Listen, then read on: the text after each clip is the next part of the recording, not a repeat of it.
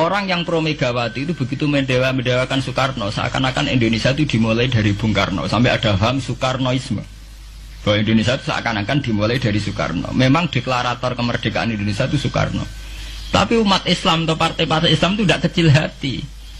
Karena embrio yang bernama Indonesia itu dari tahun 1908, sebelum ada partai nasionalis yang berani melawan kolonialisme Belanda adalah partai-partai Islam, sehingga kebangkitan Indonesia dimulai 1908. Karena saat itu yang pertama mencetus ide melawan Belanda adalah kiai-kiai Islam, yaitu saat itu bikin serikat dagang Islam, terus lama-lama menjadi serikat Islam, terus lama-lama menjadi partai Islam. Dimulai dari angkatannya Hos Cokroaminoto.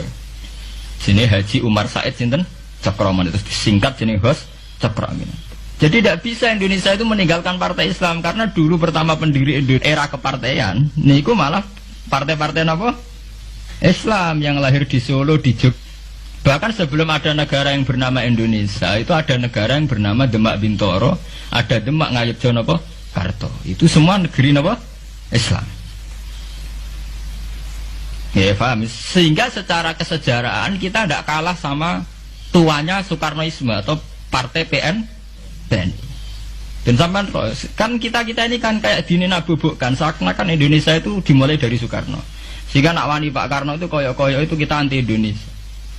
Ya kita tidak mungkin nggak menghormati Soekarno, beliau sebagai pahlawan besar kita hormati ya. Tapi ya kebesaran Pak Karno demi bangsa Indonesia jangan kemudian direduksi, disederhanakan hanya melewati partai. Ya itu kan namanya pekerdilan. Tentu Pak Karno bikin negara ini ya untuk semua bangsa, bukan untuk PDIP saja, bukan untuk partai-partai marhainisme saja, juga bukan untuk partai-partai yang berfaham Soekarnoisme saja. Ya sama, tapi kita juga adil, sebagai kiai juga adil. Hos Cokroaminoto bikin partai Islam adalah untuk mengusir Belanda dari bumi Indonesia, yang nantinya juga untuk kepentingan semua bangsa Indonesia, tidak hanya yang Islam saja. Ya kita adil, sama-sama adil. Saat nasionalisme ya tidak mengurangi keagamaan, saat keagamaan tidak mengurangi nasionalis. Tapi itu tadi kemudian ini dikerdilkan secara politik. Di sawangannya nak wis duwete Pak Hasim Mbak Mega nasionalis religius itu sudah ditren. Wangger duet senengane pasangan nasionalis sampai apa nak nasionalis terus wajib sholat. Apa nak religius terus gak wajib nasional? Sebetulnya itu kan apa kena wong Indonesia terus wajib sholat hanya karena atas nama nasionalisme. Apa nak wis kiai terus wajib bayar pajak. Itu kan pengkerdilan, proses pembohongan ya. Pembohongan secara publik.